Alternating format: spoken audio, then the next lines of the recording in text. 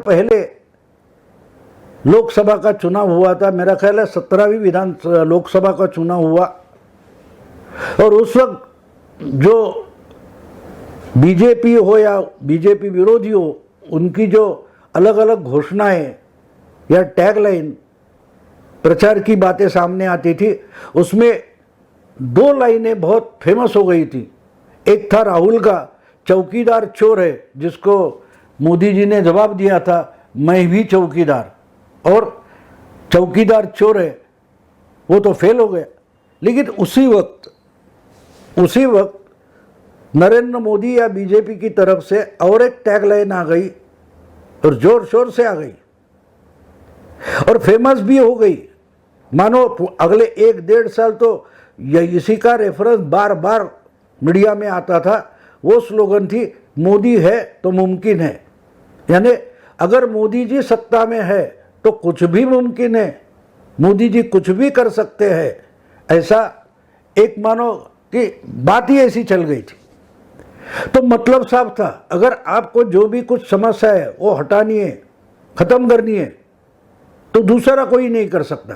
कर सकता है तो मोदी कर सकता है। मोदी एक प्रधानमंत्री ऐसा है कि जो कुछ भी कर सकता है, देश के लिए कुछ भी कर सकता है।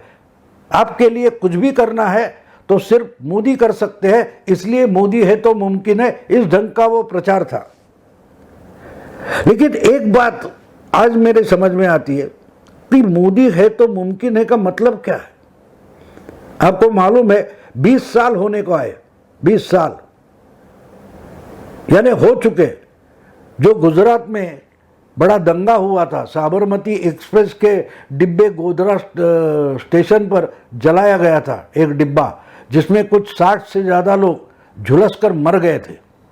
बाहर से मुस्लिम जमावड़ा आ गया, उन्होंने गाड़ी रोक दी और एक डिब्बा पूरा का पूरा कार सेवकों का था, वो रॉकेल पेट्रोल डालकर जला दिया था। और उसके बाद पूरे गुजरात में दंगा हुआ था और दंगा चलता रहा, 2-3 महीने चलता रहा। और उसके बाद मोदी को देश का सबसे बड़ा विलन दिखाने की कोशिश हमारे मेन स्ट्रीम मीडिया से शुरू हो गई।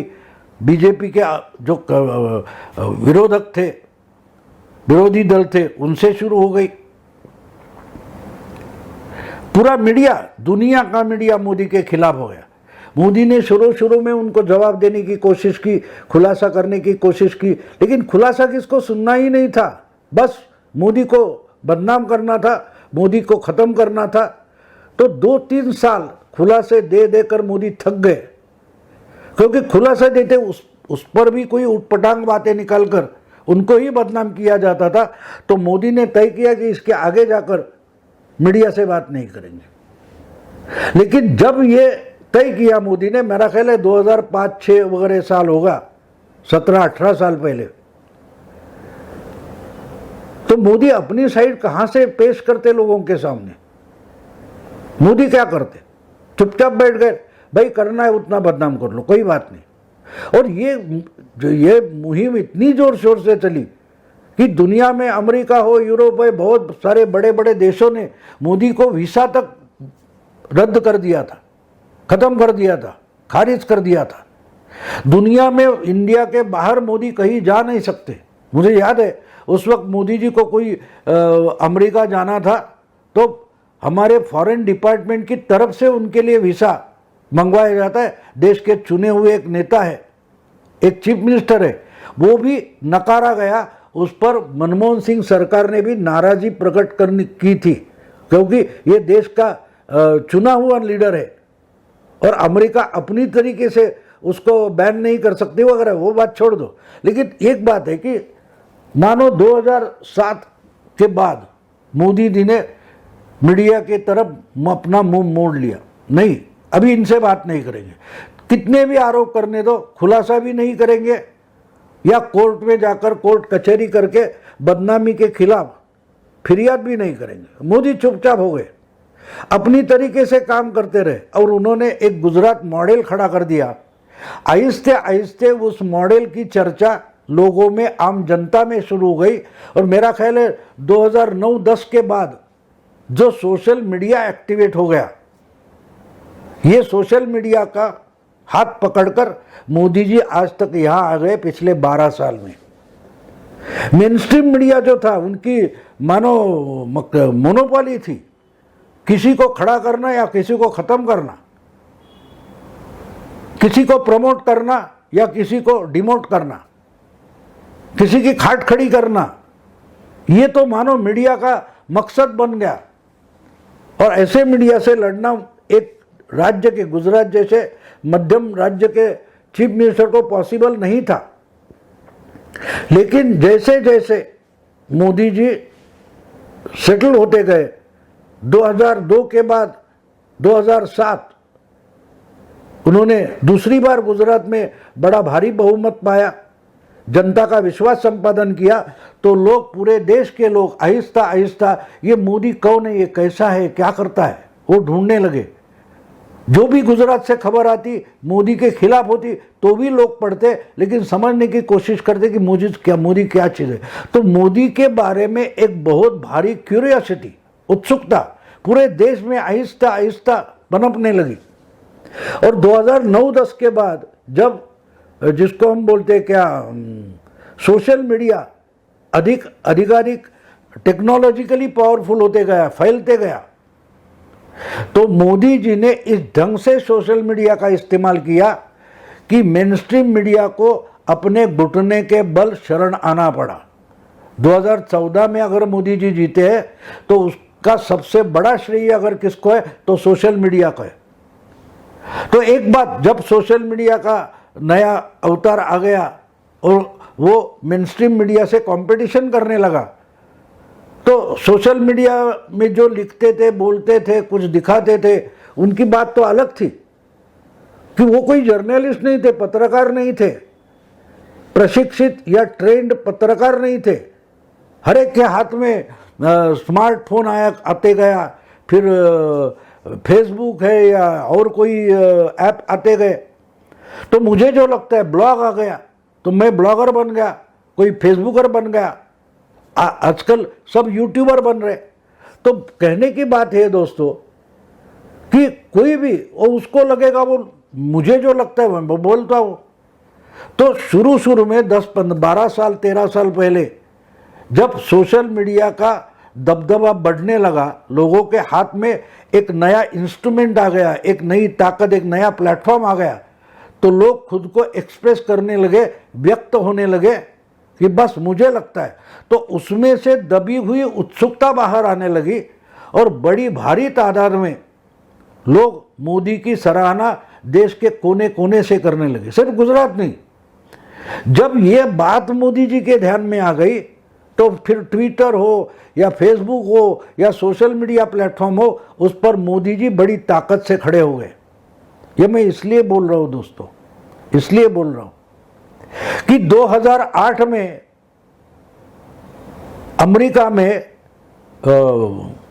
जो चुनाव, प्रेसिडेंट चुनाव हो गया, बराक ओबामा चुनकर आए, उनकी जीत में सोशल मीडिया का बड़ा योगदान था। और उससे पकड़कर मोदी जी खड़े हो गए और मोदी जी ने भी अपने आप खुद सोशल मीडिया का इस्तेमाल शुरू किया।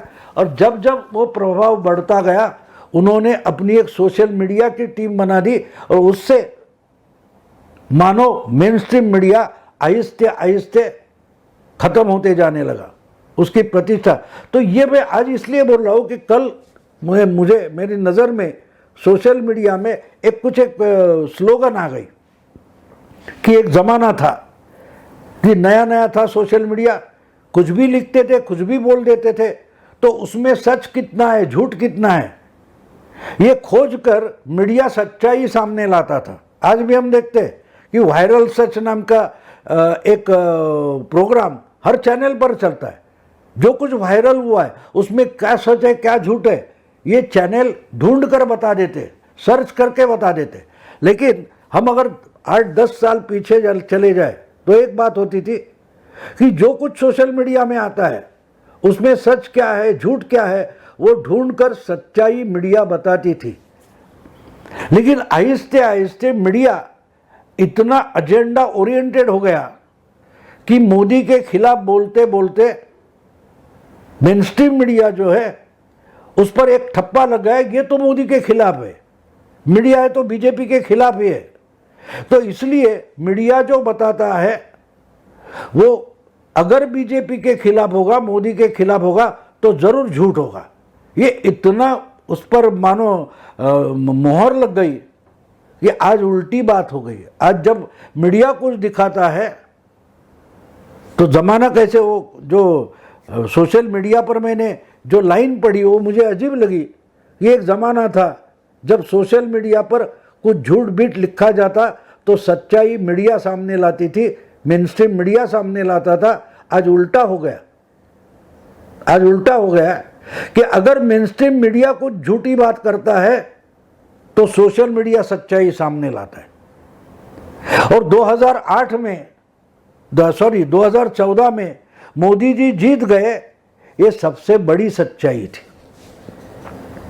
सबसे बड़ी सच्चाई थी कि सोशल मीडिया ने लोगों के सामने मोदी नाम की सच्चाई पेश की और मेनस्ट्रीम मीडिया का झूठ दुनिया के सामने लाया। वो क्या था?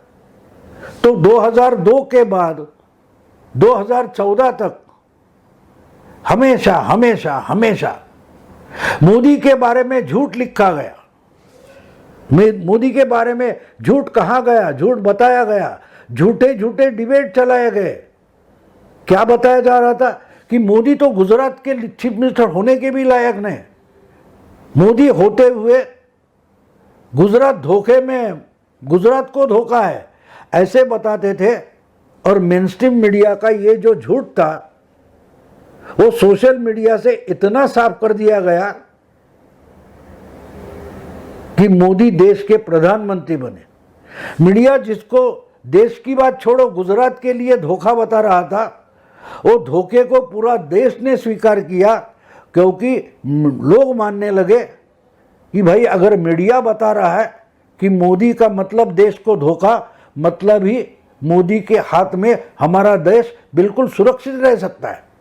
तो बात ये हो गई कि आज मुमकिन क्या किया है मोदी ने? मोदी ने ये मुमकिन किया है कि मीडिया जो है वो झूठा है। ये साबित करना बिल्कुल आसान बात नहीं थी। अकेला सोशल मीडिया या वो सोशल मीडिया का इस्तेमाल करने वाले लोग ये नहीं कर सकते थे। वो करके अगर किसी ने दिखाया है तो मोदी ने करके दिखाया।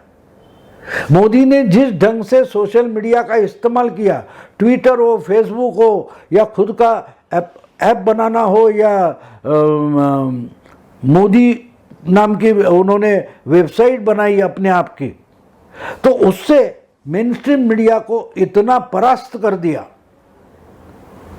कि जो करोड़ों रुपए खर्चा करके मीडिया हाउस बने, वो सबको अकेले मोदी ने परास्त कर दिया, पराभूत कर दिया।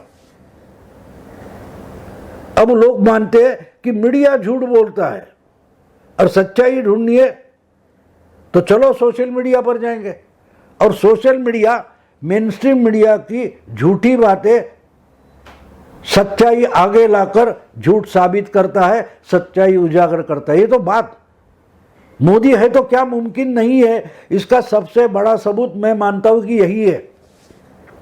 यही सबसे बड़ा सबूत है। मोदी है तो मुमकिन है, वरना तो मीडिया से लड़ना किसी को आसान नहीं था। अकेले अर्नब के सामने शिवसेना और महाविकास आघाड़ी के पसीने छूटे थे, उसको अरेस्ट करके अंदर डाल दिया। लड़ नहीं पाए मेनस्ट्रीम मीडिया में। जो अर्नब गोस्वामी नाम का एक चैनल है या उसका एक नेटवर्क है, उससे महाराष्ट्र की सरकार डर गई। लेकिन पूरे देश की मेनस्ट्रीम मीडिया जिस मोदी के खिलाफ थी वो डरे नहीं।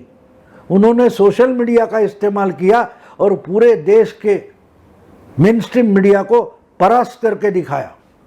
तो इसलिए ये बात मैंने आज इसलिए कही है कि मैंने जो कल परसों एक बात सोशल मीडिया पर देखी कि एक ज़माना था जब मेनस्ट्रीम सोशल मीडिया में क्या झूठ है, क्या वायरल सच है या क्या झूठ है, ये मेनस्ट्रीम मीडिया बताता था। सोशल मीडिया में झूठी या अफवाह क्या है।